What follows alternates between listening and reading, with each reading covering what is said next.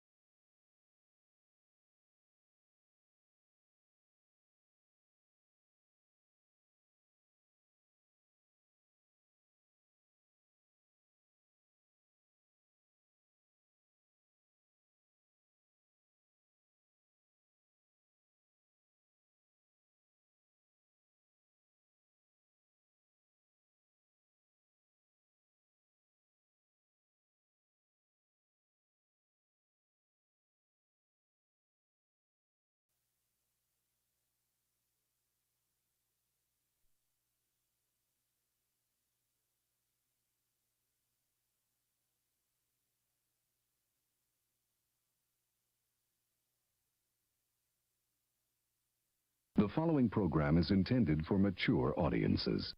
A democratic republic of sports.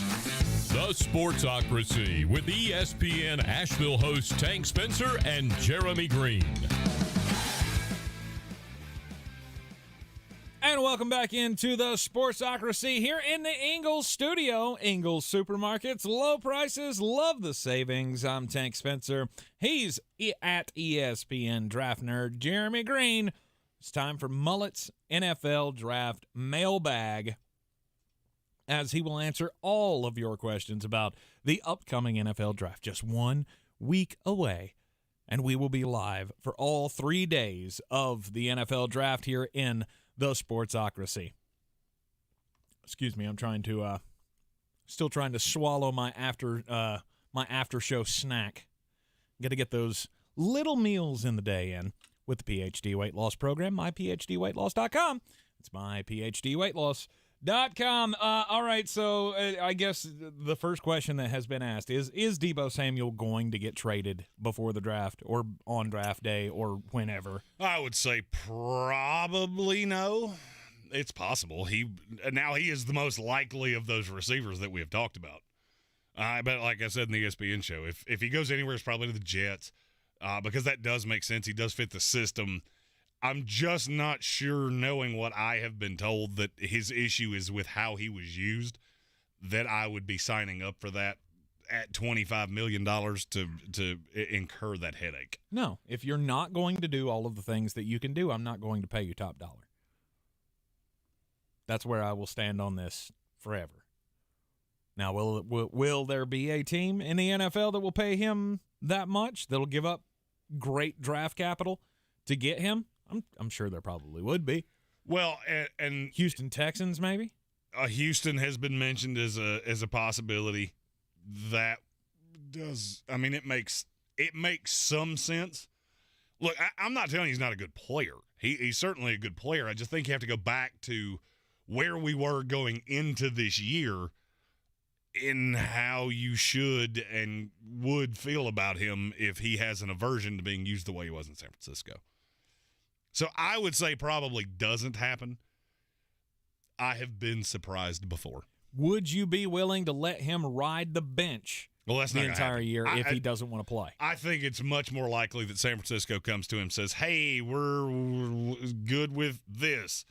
And he says, I want this, and they meet somewhere in the middle. Mm-hmm. I would say he probably falls into $22 million or something like that. I don't think he's going to get 25, but again, I have been surprised before. Yep.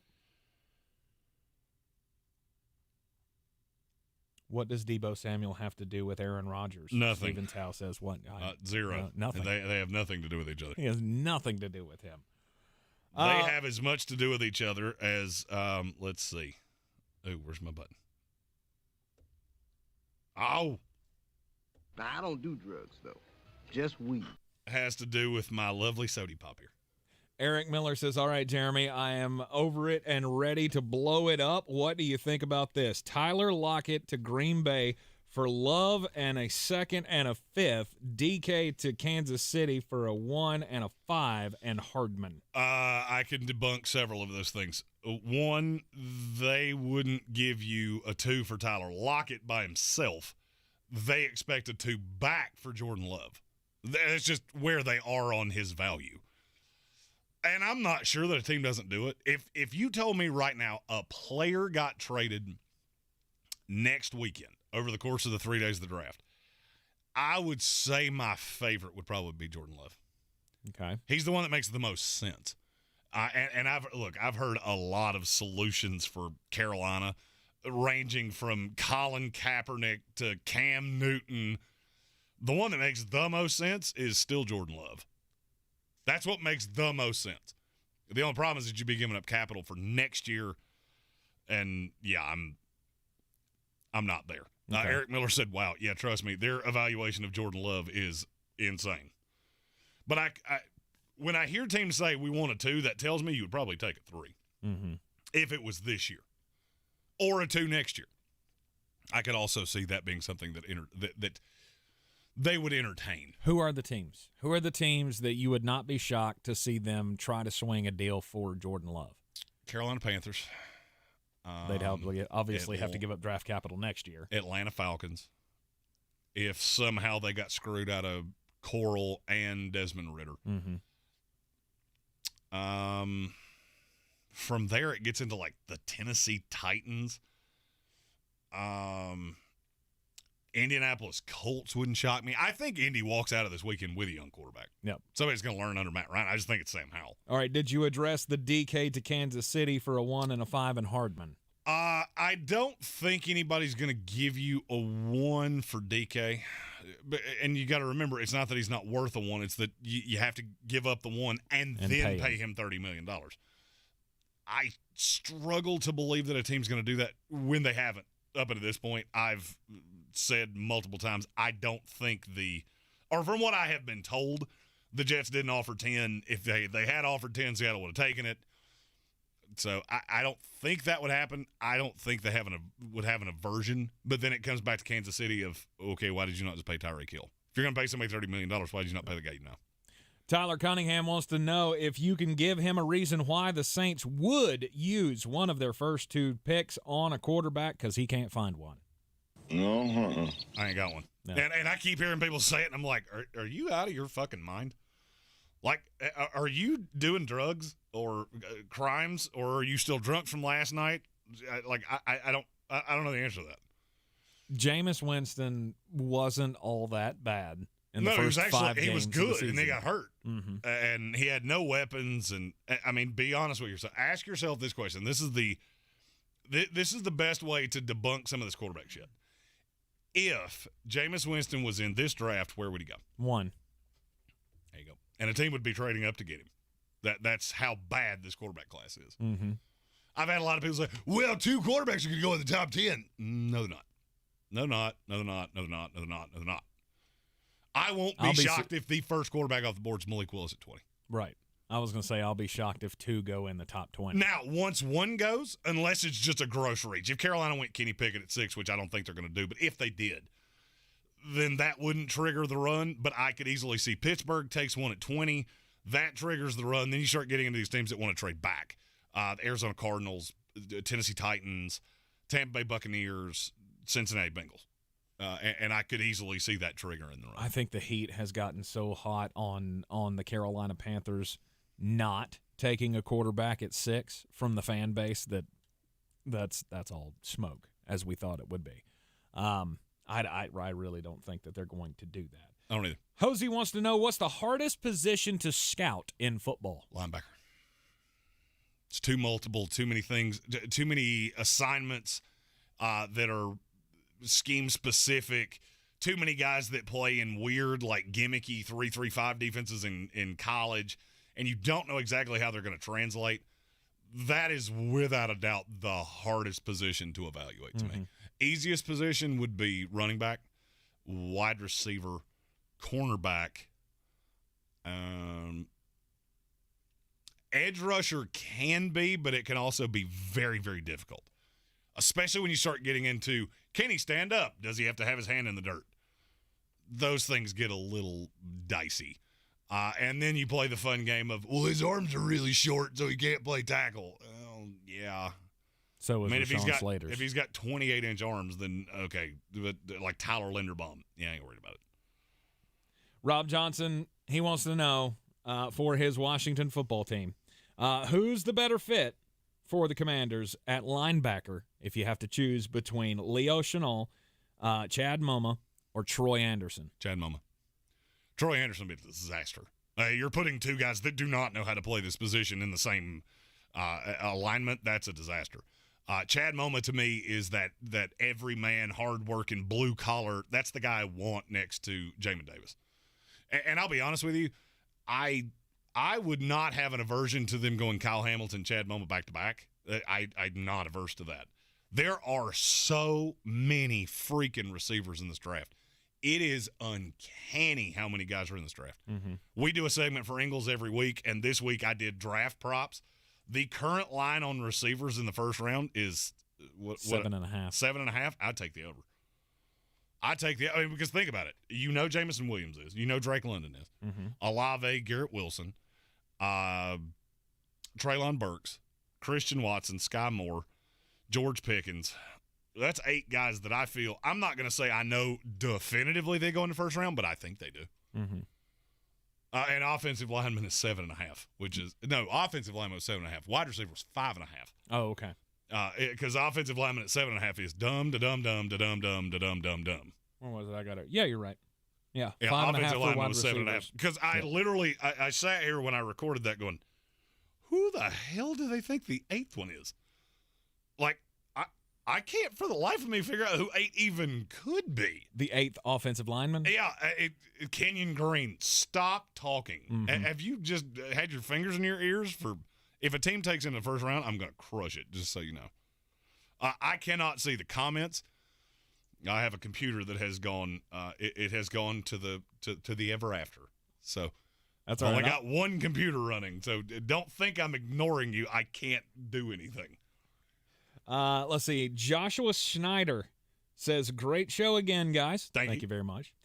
Chances that Green Bay trades one of their first-round picks for one of the wide receivers. 0. Metcalf, Brown, who's the guy? Keenan Allen on here, and Debo Samuel. 0. If you're going to do that, you should pay Devontae Adams. Mm-hmm. More likely is they package their 2 picks to get the receiver they want, and you get Kansas City and Green Bay doing the same thing. We go get a number 1 guy, a guy that we feel is number 1. I've said multiple times, there's not a Jamar Chase in this draft. Yeah, there hadn't been one in 10 years. He had the best rookie year. Him and Randy Moss are the 2 greatest rookie receivers ever. So, yeah, there's not that guy, but I do think there's a Devontae Smith, a Jalen Waddle, guys that can be that level. And I would say it's more likely they go get one of those guys and then maybe bring in a veteran to pair with what they already have. Is Keenan Allen even on the block? Hell no. Okay. The Chargers are trying to add a receiver, not. That's what I was thinking. They're a dark horse to take Chris Olave. I think if they're put up against the wall, they can't make the trade up to get Charles Cross or Jordan Davis or whoever it is that they're after. I think they would take Chris Olave at 17. Let's see here. Kelvin Joyner wants to know, is there a trade that the Raiders could make to fix the right tackle spot? I don't want Brandon Parker, but I'd prefer a vet versus a young tackle. A trade that they could make? Probably not, unless the Jets do something weird. Because I'm telling you, the Ike McQuaney thing with the Jets is very real. And Sloan Jordan, one of our great fans that also just happened to be a Jet fan, was talking about in the comments of the last one of these we did where I was talking about Mekhi Becton. I'm not telling you that they would tap out on Becton. I'm saying it would be a security blanket, and there could be a possibility they would tap out on Fant at the high side because he doesn't do what they want. And you could play Becton on the left and Ike McQuano on the right, and you're going to be able to just run the ball down people's throats. So there are a lot of moving parts. There's just so much smoke to the Ekwonu thing that I do think there is a tackle if they took Ekwonu that would be available. Now, to me, if I was the Raiders, put me in the Mike Mayock seat of, hey, I get to make the decisions after I was a talking head in media, I would be drafting Max Mitchell. Because I think I can slot him in immediately. I think he's an impact player immediately, and he's a player that I can get with one of my picks. No capital, cheap. I can do all of the things that gives me an extra player on the line and a lot of that's a pick that, and I've had a bunch of people ask me this, do you ever shoehorn guys into teams all the time? Because it makes so much sense that I can't figure out how these teams don't do it. And invariably, it almost never happens that way. But that's what I would be doing. In terms of, is there a vet you can add? Absolutely. There are plenty of tackles still out there. Mm-hmm. I mean, you're not going to get a Pro Bowler, but you can get a solid starter for cheap. Where is the most, this is from Alex Mujabi, where is the most likely landing spot for George Pickens? What offense would he fit best in, or is there even an ideal one? I would say the most likely spot is probably Green Bay. If I was picking one, I think he's going to go in the first round. There's just so few receivers in this draft that can play the X or the Y immediately. And I think a guy like Traylon Burks can, but you're going to have to teach him how to do it. George Pickens can come in and start there instantaneously, which pushes his value up. Guys like Sky Moore, I've had a lot of disagreements with people of, you do realize there's a lot of slots in this draft, so – and I'm going to steal my buddy Matt Miller's line. Every year we say there's a receiver that we can't believe is not going to go in the first round, and then they don't. Mm-hmm. And we get called idiots, and we say it every single year. There's going to be one of those this year. I just can't pinpoint who it is, and I think it's Sky Moore. And then he would be one of the first 5 to 8 picks of day 2. But he is no doubt worth a first-round pick to you. He's close. The medical red flags scare me, considering I haven't seen the medical. But the fact that he is an immediate day one outside receiver, and there are so few of those, pushes him up. Mm-hmm. I put it this way: if Green Bay took him at 22, I'm not going to be mad at it. I'm not going to give you an A+ for it, but I'll give you a solid stand-up B+. I love the kid. He's a fantastic kid, mm-hmm. And the raw talent is very obvious. I just, maybe a little high, but position scarcity. All right, here's a 2-part question. We'll take this separately. Jeremy, who is your most underrated player in this draft? Oh, boy. Underrated. The most underrated. The most underrated player in the draft. Let me look at my board. I always hate answering these questions off the top of my head solely because every time I do it, as soon as I walk away, I go, oh, shit. There was one I forgot. Most underrated. I should do a most underrated, overrated team before we descend upon draft night. Most underrated. All right, I'm going to ask this the way that I think it was asked. And if I'm wrong, put it in the comments that I answered it a way that you weren't intending to, and I'll answer it however you meant for me to. So what I think you're asking me is most underrated by the public, and that's Jermaine Johnson. And it's no doubt. I will in no way be shocked if he goes at 4. And I'm going to level you, he might go higher than that. Jeez. I've heard he could go at 2. He ain't going any lower than 8. I don't think he's getting past the Falcons unless they trade out, which is possible. Now, but is that a pick you'd be okay with? Yes. The Detroit Lions at 2 take Jermaine Johnson over Aidan Hutchinson. No, because they would have to stand him up. Well, that would be if Hutchinson went at 1. Okay. Now, I'll be honest with you. I'd rather him take Jermaine Johnson than Trayvon Walker. And to me, it's not all that close. Sure. I don't want him to stand up, though. Okay. I want Jermaine. To me, the fit for Jermaine Johnson's with the Jets. And if that's at 4, so be it. You have Jermaine Johnson and Carl Lawson with John Franklin Myers on the inside and Quinn Williams. You see how I laughed? It's because it makes me so happy to think. All right, about. The other side of that is overrated. Who's the most overrated? Well, I wasn't necessarily done with underrated. Oh, I'm sorry. I thought you were. You get into Drake Jackson. I don't understand what people don't see in him. I have a first-round grade. He's my last first-round grade. So he's my 28th player, and I have 28 first-round grades. Other guys that I see that way, Lewis Sin, I don't feel like the public is in on him as much as they should be. Travis Jones, I believe he goes in the first round. I think it very well could be to the Tennessee Titans at 26. Going down the board, guys that Rasheed Walker. I'm going to do this until I die. Rasheed Walker is one of those hills I'm just going to die on. He may never be more than a depth tackle, but I really think he's a starter in this league, and people seem to just hate him. Mm-hmm. I love Zach Tom from Wake Forest. Brian Cook. This kid that started at Howard, he was a 0-star recruit and wound up as the enforcer on a Cincinnati defense that was insanely good. And then down the line, let me pull one out of my Jason Poe out of Mercer.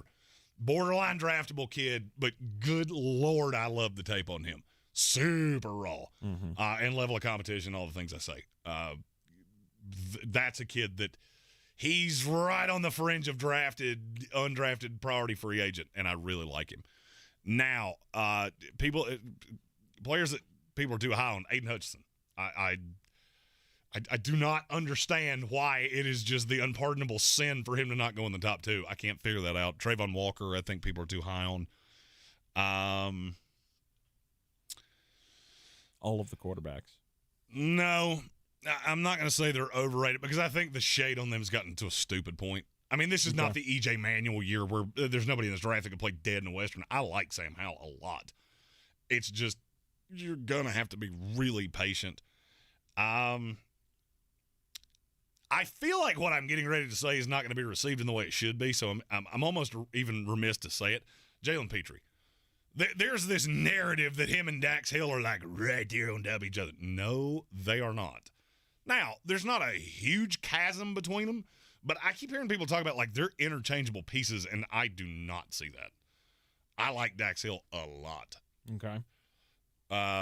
If I had somebody else off the top. Devontae Wyatt. Like, it's getting comically stupid. He was in the second round, and I've had people call me an idiot. Like, you do realize I don't pull these things out of my ass, right? Like, I've had people that either interviewed him or are associated with teams that have told me he's not even on our board because there are character concerns with him. Like, I didn't ask the janitor that. I didn't. Some homeless guy at the gas station didn't tell me that. So just that would be the broad scale answer to that. Soaring Eagle 175 asks, should the Broncos draft Brian Asamoah, Chad Moma, or offensive line at number 64? I like Asamoah, but I don't necessarily like him that high. I don't think you have to take him that high. I would probably go – I would solidify that offensive line in front of Russ. There are a lot of defensive pieces. I thought at one time that Travis Jones was going to fall there to that 64th pick with Denver. That ain't happening now. So I'm not going to, you start somewhere and then we got Chad Moma in the second round. Well, I mean, I like him, but I don't Travis Jones like him. Mm-hmm. I would go offensive line. Dylan Parham is the one I can't get away from with them just because he's so multiple. And now he may not be there. There are people that are telling me that he's going up and up and up and up, and he may be a middle of round 2. If that's the case, I'd probably go Cole Strange. That's where I would go to push Cushenberry to the inside and take him away from play. I want a natural center playing center with Russell Wilson. Because you got to understand, Russ holds the ball for a really long time, and he asks a lot of pass pro. The line in Seattle was not good, but I always felt like he got a pass he asked lines to do a lot. So I really want the shot caller. And, I mean, yeah, Cole Strange would be raw, and I wouldn't like it as much as Dylan Parham, but that's where I would go personally. Guy wants to know, what do you think of Garrett Wilson going number 4 overall to your Jets? It's too high, but they don't think he'll be there at 10. I mean, I'm not going to be mad about it. I've said this time and time again, that at the top of this draft, go get your fucking guy. Giants, Jets, even Philadelphia that's got 2 picks in the later teens. Just get your guy. Don't worry about what people like me say. This is a draft where there's nobody that's going to make you look stupid, I don't think. Because all right, give me a real high top 20 prospect. Just one off the top of your head to prove that I didn't, plan this out before I said it. A real high top 20 prospect? Drake London. All right, so Drake London in Atlanta, I don't love. You took him at 8. And, you don't have a super accurate quarterback, and I think you're going to need that to get the most out of him, or one with a really big arm. So I don't love that. I love Drake London with Philadelphia. I love Drake London with New Orleans. I love Drake London with – I like him with the Jets. I'm not going to say I love him. There are a lot of places that I love him. It all comes into fit. So, to me, if you got Garrett Wilson as the fourth highest player on your board, fucking take him at 4. Get your guy. If you think he is the high side of what he can be, go get him. I wouldn't be mad about it. There's not going to be a ton. I'm going to say this, and this may come back to bite me in the ass because I may be completely wrong on this. I don't feel like you're going to have a lot of catastrophically bad grades unless people just go super off the board because there's so many guys that are volatile grades. Philadelphia Eagles fan Frankie Cleary wants to know, is there any chance, as some reports have said, that the Eagles will trade up to 6 with the Carolina Panthers? No. They want 2 guys, and one of them's Jordan Davis. I think the other one's a corner. I did a couple of Philadelphia Eagle podcasts earlier this week. Philly, the podcast. I highly recommend that one. I remember that guy's name and his podcast. So not trying to slide into the others. Just that guy was he made it very, very easy to do his show, and I'm greatly appreciative of that. I would say they go Jordan Davis, Trent McDuffie. I don't look for a trade up. If Carolina, to me, if they find a way to get out of 6, I think you're going to take 85 cents on the dollar. Mm-hmm. And I'm not averse to you doing that, by the way. People get that trade value chart and go, oh, you were 43 points too low. Stop. Who did you get? I look more at the players than some stupid value chart. That's a parameter, not a hard and fast. All right, another Eagles question here from Jason Archdeacon. Says, do you think that the Eagles' interest in Matt Corral is just smoke? Please, God, tell me it's smoke. It's smoke. It's smoke, as is their interest in Desmond Ridder. Philadelphia, if I was in Howie Roseman's head, all right, let's say the ghost of Jeremy possessed Howie Roseman, and I could come on the show and tell you exactly what was in his head. He wants to get Jordan Davis at 15, and then he would like to trade down from 19. And so he's going to drum up interest any way he can. Mm-hmm. And the quarterbacks are one of the ways to do that because teams want the fifth-year option. They think they're developmental pieces. He added a second first-round pick next year in case Jalen Hurts sucks. That's why he did it. It's so that when he falls in love with a quarterback next year, he can go get that guy.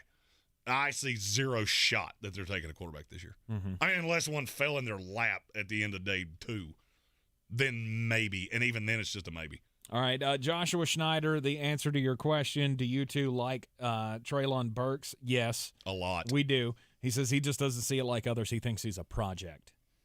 Depends how you use him. If you're going to try to play him on the outside and you're going to teach him to run routes because he's not a great route runner, his hands came in smaller than I thought they would. To me, he's a big hulking version of Debo Samuel. So it's a question, where does he land? I love him with the Jets, and I know they love him. Mm-hmm. I just don't love him at 10. I don't think you have to take him that high. But then I was specifically told that Houston's on him at 13, and now it's like, okay, you as the legitimate 2 in Houston, I am not sure I love that.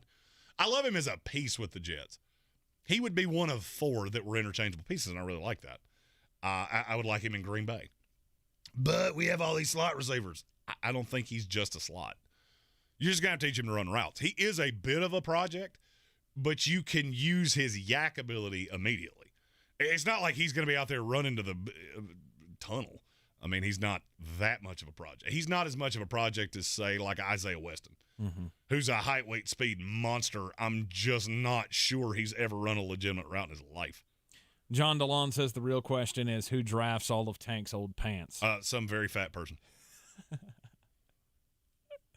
Either that, I can't see. I'm loving this because I can't see these questions, so there's no way for me to. It just has to go off the top of my head. Yeah, I think either that or they're going to be used as tents in the homeless camp. Pool tarp. You could cut them, go straight down the seam, use it as a pool tarp, and you won't even have to winterize that someplace. Rob Johnson is requesting that we do a 2021 NFL mock redraft on what the team should have done last year. We can do that. So we can make the plans for that. Which receiver projected in the first round is most likely to be a bust? Most likely to be a bust. Mm-hmm. I don't think there's a lot of bust in Drake London. People get wrapped up in he can't separate. Yeah. How many 6'3" corners you see in this league? Because he's 6'5" with gigantic hands, and he's very physical. Mm-hmm. So I don't see much bust there. I don't see a lot of bust in Jameson Williams. I think worst-case scenario, he's Deshaun Jackson. A better route-running version of Deshaun Jackson. I don't think there's much bust in Garrett Wilson. I don't think there's Christian Watson. You could be falling for the height, weight, speed on him, and he's super electric. He may just never learn to play receiver. And Traylon Burks is the one that I kept coming back to. If he's in the wrong scenario, I could see him being less than ideal. Okay. Let's see here. I don't see this is John DeLon saying he doesn't see why people like Hutchinson either. He obviously. I understand why you like him. I don't understand this. It's infallible to say he's not one of the top 2 picks. He says he obviously feasted because the Big Ten kind of had a down year. He looks too tweenerish to him. I mean, be honest with yourself. How many tackles? I mean, and a lot of you have watched a lot of our shit. How many Big Ten tackles do you see as draftable in this draft? It's 2. 2. Vidarian Lowe from Illinois would be the 3rd. And look, I ain't mad about it, but he's a 7th-round pick. So, I mean, there certainly is something to that. Plus, you had David Ajabo on the other side. Max Cole wants to know, who should the Browns draft at 44? Somebody said this in the comments, and the more I've thought about it, the more I don't hate it. I wouldn't be averse if they took a receiver with that first pick. I really want to see him get a defensive tackle, but I don't think any of the guys you really want are going to be there. I would be more looking at one of the names I've heard could go in the first round that I just am dumbfounded is Logan Hall. And I always liked him on the inside of Garrett because I think he would be a force and really adds to your pass rush. But, I mean, if he's not there, Perry and Winfrey's not there, it's not really a defensive tackle that fits. So I would tap out until the next pick with Cameron Thomas. The player I know they're really interested in is Calvin Austin. They really like Calvin Austin. So I wouldn't be shocked if they took him there. That's if they can't get things done with Jarvis Landry, who was in, I think it was New Orleans. Mm-hmm. So, there's still some instability there. I want to see another weapon for Deshaun Watson. Other than that, that team is just so good. You look at the talent on that team, there's not really a weakness. Because the linebackers played really well last year. It's not a lot of names, but they were really good. The hole I see is in the interior of the defensive line and the third receiver outside of DJP, who I want to be your third. I want a second reliable receiver. If that's Jarvis Landry, then great. And Njoku's the fourth weapon. You can still run the hell out of the ball. So that's a very long cyclical way to answer that. Jason says, quality content, been binging all of your perfect mock drafts the past few days. Is there any starting caliber linebackers in the 3rd round that the Eagles could get? Oh, God, yeah. Linebacker gets real fun.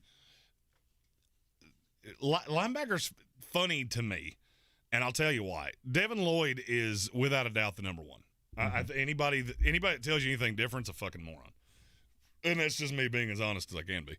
Nakobe Dean, yeah, I love him too, but he's also like an inch shorter than Tank. So, I don't love that. Then there's a huge jump because I still like Nakobe Dean as I have first round grade on him. He's just scheme specific. I don't want to see him in a 3-4 unless you can really cater to it, and there are exceptions to that. Then there's a bit of a jump to Christian Harrison, Troy Anderson for me. Those are both second-round guys. Chad Moma's a second-round guy. Quay Walker, just remember I said, put a pin in this that I said this. The Jacksonville Jaguars are going to take him with the first pick in the second round, and I'm going to laugh until I piss in my pants because taking him ahead of the other guys I just said is mystifying to me, but they'll do it. Now, getting into the 3rd round, you're looking at like a Channing Tindall. He's so raw. There's so many skills that I see in him. It's a developmental piece. But I think, there's a possibility he ends up being the best linebacker in this draft. There's also a possibility that he's out of the league in 3 years because he just never learns to play the position. Brandon Smith's a guy I'm higher on than a lot of other people. Very good in coverage. I think he plays 3 downs immediately. You're gonna have to massage him a little bit in the run game, but he's not as bad as people make him out to be. Then you get into like the Darian Beavers, Jack Sanborn, Brian Asamoah, Leo Chenal, Jesse Lakita area.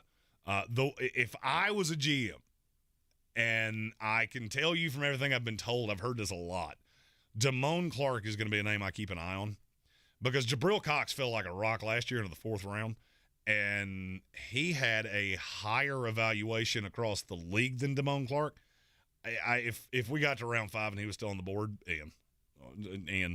I'll make a move to go get him.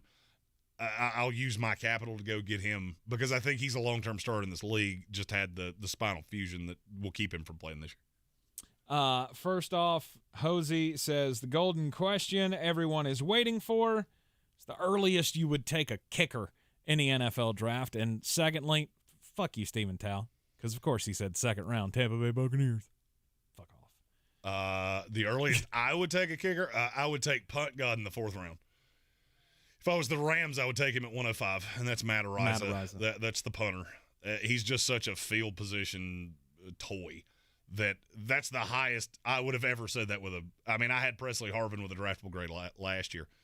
Now, in terms of sheer kickers, I like Jordan Stout from Penn State. I like Dicker, the kicker from Texas, Cameron Dicker.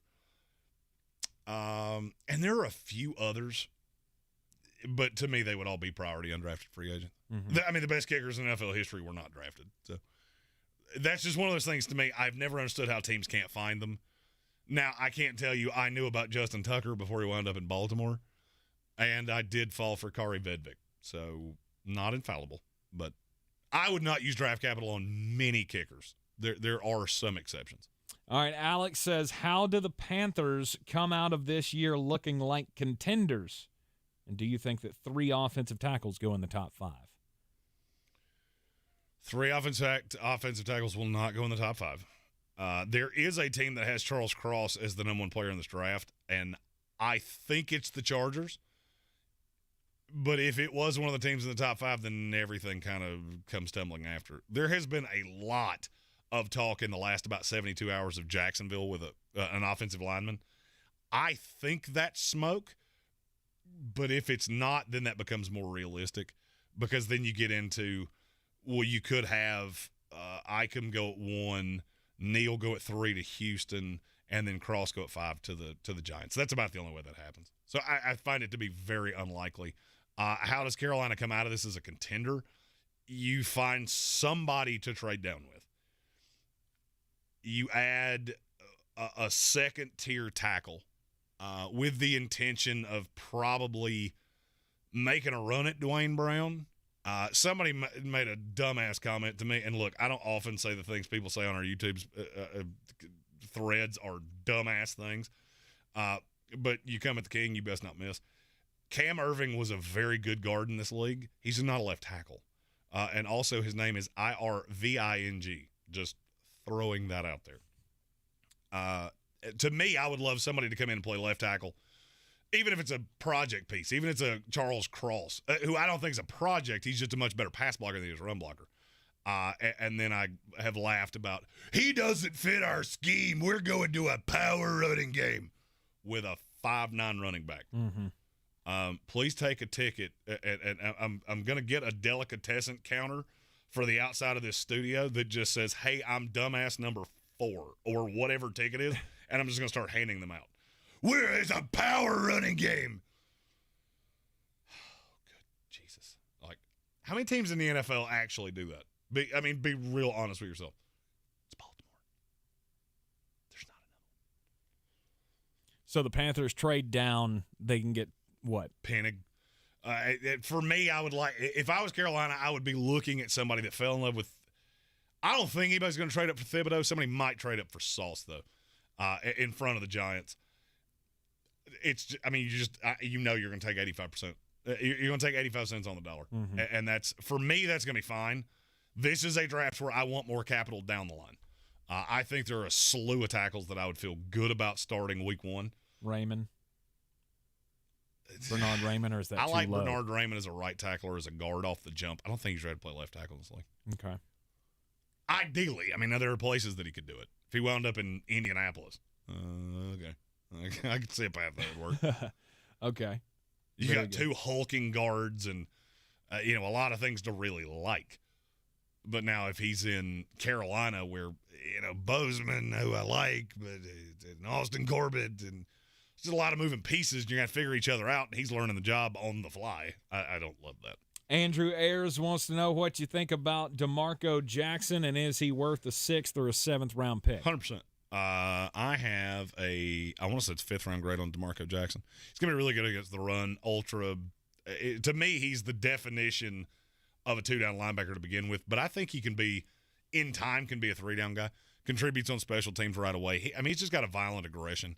If you go back and watch the East Carolina tape, he was all over the place against the Fighting Mike Houstons.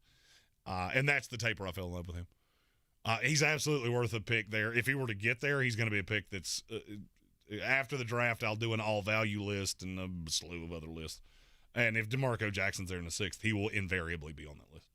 Are tight ends not valued high enough in a draft considering their increased utility in today's game? Do you think that it goes against the smaller, faster defensive schemes? It does. The thing you have to remember about tight ends is that they're all projects. There is no tight end that comes into this league ready-made. And before somebody says Kyle Pitts, he played out wide way more than you think. And he played more like a receiver. The thing you got to know with tight ends is that there are not many of them that are very good blockers in this class. Are they undervalued? Yes. But there's going to be a hell of a run on tight end. In this class, I have Trey McBride as the one. He is clearly the best tight end in this class to me. But then you go a slew of guys that I really like: Charlie Kohler, Greg Dulcich, Isaiah Likely. And then there's a bit of a drop to Jelani Woods, Greg Calcaterra, Chigakonkwo, Jeremy Ruckert. Those are all project guys. They're going to be 1-2-down tight ends. Most of them are good pass catchers, or they're decent blockers and they need to work on the hands. That would be Jeremy Ruckert. I like Kate Otten. A lot of them are going to get drafted. It's just you're not going to be drafting these guys in your fantasy league because tight ends invariably struggle to come into the league. That's why they get pushed down, because teams want somebody they need the shiny new toy that is going to be impactful immediately. And tight end is one of the hardest positions to come into this league and play early. Hosey says he loves George Karlaftis as a pick for the Cincinnati Bengals. Why is he falling? I'm not going to lie to you. I've asked that question a lot myself. And I think and I'm going to say this the same way I've said it from the get-go. I do not understand how Karlaftis is falling and Aidan Hutchinson's not. Because they're not the same player, but I think their ceiling is the same. Karlaftis is very raw. He was a basketball player, volleyball player, if I remember correctly. He's a great kid. And there's just a lot of motor. To me, he kind of reminds me of like a Ryan Kerrigan. And, to me, if you told me I was think about Ryan Kerrigan in Washington. If you told me I was getting that back in the first round, that's a fucking A. And I had him with Cincinnati. I've had a Jabbo with Cincinnati. And one of the things that people ask me is, but what about Joseph Asai? No, I got that. I'm well aware of that. Sam Hubbard at some point, even though the deal's reasonably team-friendly for what you saw in the playoffs, that's going to get expensive. And the reason that I like a Jabbo better with Cincinnati than I do now with Karlaftis is I think he's a year away between the injury and how raw he is. And that's more of a projection as a situational pass rusher where I can just rotate guys in and I can constantly harass quarterbacks. My secondary at this point is good enough that if I can routinely get to quarterbacks, my defense is going to be better than people think. And my defense, I don't need the 86 Bears. I need this team to be able to get to quarterbacks. I need this team to be able to stop big plays and put Joe Burrow in advantageous positions. Joshua Schneider says he was listening to sports radio up in Wisconsin today. As T-Pain says it. And he says, do you think that it would be possible that Green Bay trades Jair Alexander, who's getting ready to get paid, for a veteran wide receiver. Is there any truth to that? No. They'll pay Jair Alexander. He's one of the 3 best corners in this league. Mm-hmm. And I know they got young guys, but that's the one. That's your no doubt one. And you've really got to look in the division that you're in. You got Amon St. Brown. You got Justin Jefferson. Think about who you're going to be coming up against the playoffs.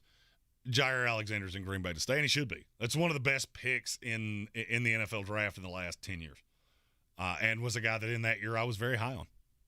I like Jair Alexander. Look, I think Green Bay and Kansas City are in the same mold at wide receiver. They think they're going to take 5 guys. They're going to throw it against the wall and see what sticks.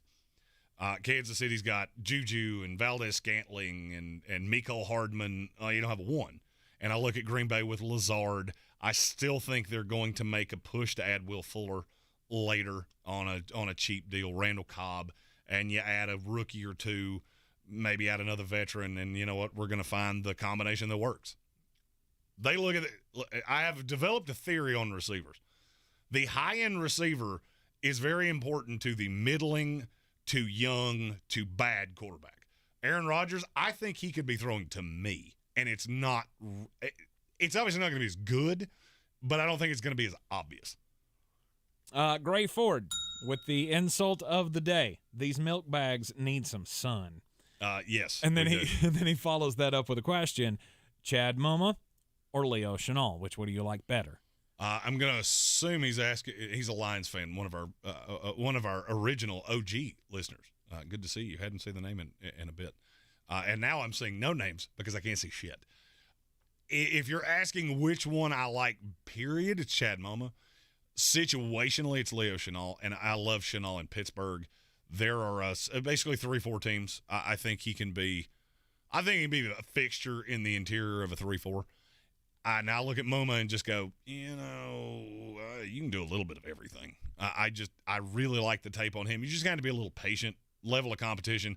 He might get overwhelmed early. I don't want him to be the savior of a linebacking core, but I think he can be a stabilizing force. That's one reason I've really liked Muma in Washington. And I like Chenal more in those Baltimore, Pittsburgh Steeler areas. But I like them both, just to be clear. Okay. I'm gonna have to decipher that one in a second. Let's go to Rob Johnson, who says, "What do you think Terry McLaurin's contract's going to look like?" $25 million. I'd say 4 years, $25 million a year. $100 million, probably 55 guaranteed. Just seems like he's got Washington over a barrel. All right. Hosey said, outside of the extremely bad, do you put a lot of stock into a prospect's character, yes, like a guy being a team captain, etc.? I like the team captain thing. I'm going to tell you a secret that I've said on the show. There is a guy in my draft Rolodex who used to work for the FBI, and he has done character profiles on players. He is somebody that I lean on. There are certain players that he gives me every single year and goes, nope, half teams in the league are going to have this guy not on the board because there are things. Sam Williams was one of those this year. Devontae Wyatt doesn't have that level, but their team's scared of him. Those are good things. Now, there are a lot of things. I'll be honest with you. I really hate to be kind to Bill Belichick, but I'm going to. There was when video or Spygate happened. There are a lot of people asking, "Well, why would you ever look at the sideline?" I look at the sideline watching college tape all the time. That was how I felt that I looked at Josh Rosen and went, "I wouldn't touch you," because he didn't have the ability to lead, and it was very obvious. I look more at body language and things like that. I do like team captains. I do like guys that have played X number of snaps. It does matter. Now, on the opposite side of that, character red flags. There are some that terrify me. And then there's some that they don't scare me as much. Like Jack Jones. If virtually every Charger fan that's watched that mock draft said, we have character standards. Well, every team has character standards. Tom Telesco won't take a lacking character guy. Well, it depends on how high his grade on him is. And if that's the case, you're going to have to explain to me why you brought him in on a top 30 visit. That's kind of one of those, it cuts through bullshit of, okay, so you won't draft the guy? Then why'd you bring him in on a top 30 visit? How's that make any sense? Mm-hmm. And the thing you remember about Jack Jones is that yes, it was an armed robbery. It was several years ago. He was very young, and he had just left USC. So, I have heard a lot of good things about what has happened with him as he has grown up. So I'm probably worrying slightly less. And I know that sounds weird to say that an armed robbery is not a huge red flag. It's certainly a red flag. I look more at how have you responded from that. There have been a lot. I mean, hell, J.C. Jackson was off, I think, 90% of boards in the NFL. Mm-hmm. Did you know that? Because I would say 99.99% of NFL fans didn't. No. I didn't until you mentioned it to me. He was one booted day. from Maryland. Had been at Florida. And, there were a lot of teams that looked at him and went, we're not going to deal with him. Has he ever had so much as a parking ticket in the NFL? No. John DeLon says good character normally equals good work ethic, and you need good work ethic to stay relevant in this league long term. And that's true. That is very true. It's not necessarily that cut and dry. There are guys that have excellent work ethic that just have made some boo-boos. I look more at, and as I've said, I have a system. When I hear nefarious things about guys, I have little red stickers that go on their profiles for me. If I get to 5 of them, I'm scared because I don't mark the same one twice. So if there's an event like Jack Jones, there were 2 because it was an armed robbery. So I mean, if you fucking killed somebody, then we run that one through the shredder. There are other things that, some of them are 4-dot offenses. Some of them are 1-dot offenses. Once you get to 5, I'm scared. And there are guys in this draft that have 20. So, that's those guys I'm scared of. But one of the guys that has that many also has one of the best motors in this class. So, it's not that cut and dry. You always get scared with guys' weights and their character. When you get paid, money makes dumb people more obviously dumb. And it makes bad people more obviously bad. So that's always something that you have to have in mind. The Archdeacon wants to know, with David Ajabo being from Aberdeen, Scotland, do you think that colleges will take any more stock in athletes from outside the U.S. and Canada, or is he just a one-of-a-kind athlete? Because the Archdeacon is there from Glasgow, Scotland. He's not a one-off, and you got guys like Karloftis that's Greek, Daniel Faalele. There are a bunch of guys in this draft that are not American-born. And there have been a lot of programs and outreaches. The NFL instituted a thing, I can't remember how long ago this was, that basically certain teams get a free player on the practice squad that's an international exchange guy. This league is getting more worldly. I'm going to level with you. NFL Europe worked nicely for several years. I think this is the time to do it. I've said that for a long time, that I fully believe it makes more sense to do that and still send the international series games to London. That makes sense. I've always said that could not contend, but that's actual spring football. That actually makes some kind of logical sense. But yes, I think you're going to see a lot more guys like that. There's a bunch of them in this class. Did Allie Gay make a mistake from LSU and not coming out this year? No, because there would have been a range of grades on him, and I think he probably my 2023 way too early mock draft will come out Saturday after the draft's over. All right, so that will be pre-recorded, and it will come out on the channel right after the draft's over, and Allie Gay will be in the top. Just tell you. You feel free to ask me another question. It will take me a minute to get. Let's see. Gray Ford says David Bell seems to be falling on most draft boards. Has been. Would you speculate that it's pro day performance or bad interviews? It's pro day performance. It's speed. There are a lot of people that are worried that he's never going to be able to separate, and he's slot specific, and there are a slew of things with David Bell that are concerning to some people. It is not scary to me. Mm-hmm. I like David Bell quite a bit, and I think a team's going to get a hell of a value in him. I just can't narrow down exactly where he's going to land. That's the hard part now, is because I've heard way more teams talk about how they don't love him than that they do. So, that's where that gets a little troubling. But I think the hate on him has gotten really stupid. It's another one of those times that people just worry too much about 40 times. Mm-hmm. It's comical to me. I have a question for you, Mm-hmm. because I was looking over today. Jordan Reed posted his top 400 list or whatever, and this is just curious because I've been doing the due diligence on your big board, and in your top 300, you do not have Joshua Ezeudu from North Carolina. No, I don't. That line was fucking awful. Okay. He's a priority undrafted free agent to me. Okay. All right. Because he had him in the top 120. That's and stupid. I was like, yeah, that's fucking moronic. That's weird. Yeah, that's fucking. All right, I'm going to tell you something. I'm going to be honest about something that I watch people do all the time, and they think people like me aren't going to notice it. Mm-hmm. They do the top 100 because they figure that's what the vast majority of people look at, Mm-hmm. and then they absolutely mail in the rest. And I'll tell you how I know that, because there are about 6 different ways that you can establish a big board that PFF allows you to do it. The Draft Network, which is the one that I use just because I know people that work there. Mm-hmm. And they have more guys in their top 300 that are in my top 300 than anybody else.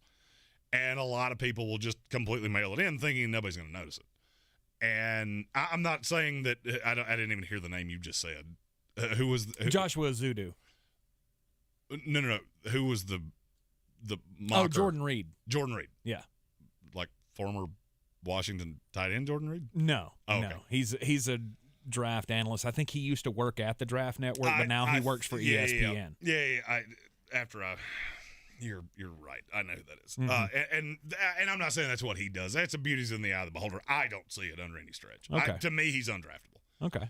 Priority undrafted free agent with the intention of keeping him on the practice squad. Because there is potential there. I don't see how you can't find 263 players in this draft that are safer than that are more valuable than he is. Well, yeah, I mean, you knew he was a North Carolina guy, so you knew I had to ask. Well, yeah, I mean, I'm not trying to slight the talent. He is a talented kid. I don't see. I mean, if somebody takes him in the 7th round, I ain't gonna be pissed about it. Right. If somebody takes him in the 4th round, I'm gonna laugh at you until I shat upon myself. Right. Looks like we are running low on questions here, so get them in. Perfect timing. Yeah. Actually, this will be the last one as we are wrapping up here for the afternoon. Best fits, real quick, for Kyle Phillips, wide receiver out of UCLA. I've liked him in New England. He fits that just shifty slot role. A lot of people have hated that selection. To me, if you were colorblind, which I am, and you watched Kyle Phillips at UCLA, it looks a lot like Hunter Renfrow did. And I know a lot of people say that about it. And look, I don't feel like this is spicy. People say that shit about every unathletic, short, white receiver that does that shifty little shit. And I get to a point that the hate on him has gotten dumb. And I'm hoping that with my current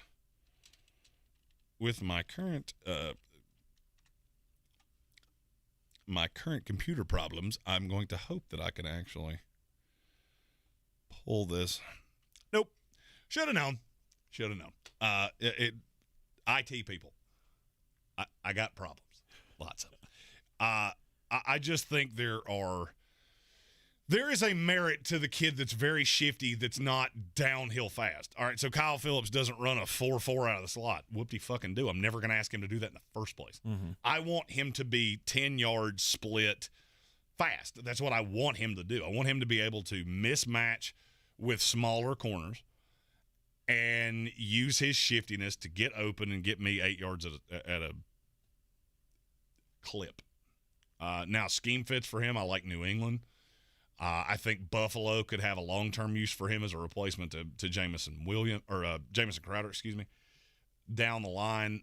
Basically, anybody that implores that kind of offense where it doesn't necessarily matter that he's not going to be able to play dead in the Western as a blocker. I want him to be a fourth receiver. He's got a little Braxton Berrios to him.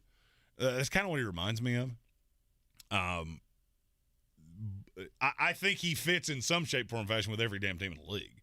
It's just a question of does he go too high? Because there's some teams that really hype him up because that Hunter Renfrow comparison got very popular. And obviously seeing what he's done in L.A., or in not L.A., Las Vegas, that, hey, if we can get that guy in the fourth round, well, just because I said they looked alike when they played does not mean that they're going to be equivalent talents. I like Kyle Phillips, but, okay, let's calm the fuck down. John DeLon says, did Jeremy's computer get a virus because he was looking at porn during work? No, it didn't. No. No, it's very overloaded. He keeps that to his cell phone. We have I've never understood why people watch porn on their cell phone. That is do you know how many times you show people shit on your cell phone?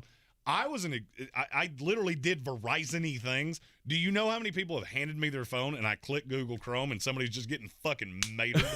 Like, don't watch porn on your cell phone. Stephen Tao, he still works there. If you ever need Verizon, thanks. Steven's a good person. Please echo that I ain't lying. And Hosey asked the most important question of all. Do you guys do a live draft show? 100%. Why, yes, we do, Hosey. We will be live for all 3 days of the NFL draft starting next Thursday. We will go on as the broadcast goes on television. We will obviously be on a little bit of a delay because we have to be. 30 seconds, I checked it. So it ain't going to be as much of a delay as it was last year. No, it's not. But, we'll be on a little bit of a delay because we have to be, but we will be live for all 263 picks of the 2022 NFL Draft. 1 week from today. We appreciate all the questions. You got more questions? Fire them away at us. Hit him up on Twitter at ESPN Draft Nerd. We will be doing one of these every day next week. So tomorrow we'll be cutting out at 5 because I have to finish my submission to the media contest, which will be the mock draft that comes out next week. So a lot of stuff coming between now and Thursday. A lot of stuff coming out after Thursday, and then I'm going to go hide under a rock for about 3 weeks. Right. And it's going to be awesome.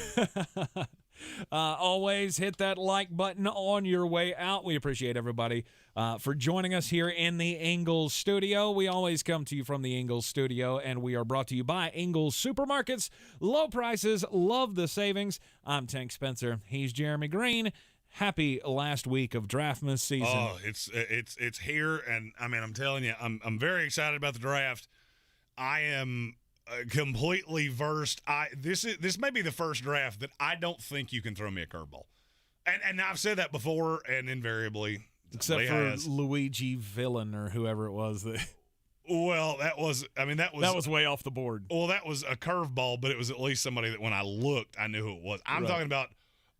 Because I have a spreadsheet on this computer that has all of my shit and links and, if you could throw a name and you spell it right and I can't find it, oh shit. And that happened at the draft last year. I searched it through and no results found. Oh, that's fun. That's rare. And I'm hoping that doesn't happen this year. We will be back with you, of course, tomorrow at 3 right here in the Ingles studio and on ESPN Asheville, 92.9 FM, 880 AM, and 1400. Of course, you can take us with you everywhere you go. You can listen to us anywhere, whether you are in Florida, California, or, as our good friend the Archdeacon over there in Scotland, on the iHeartRadio app. We will see you next time.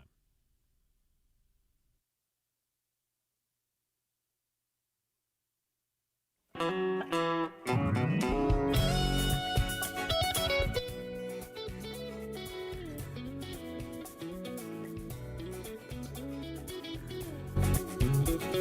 you.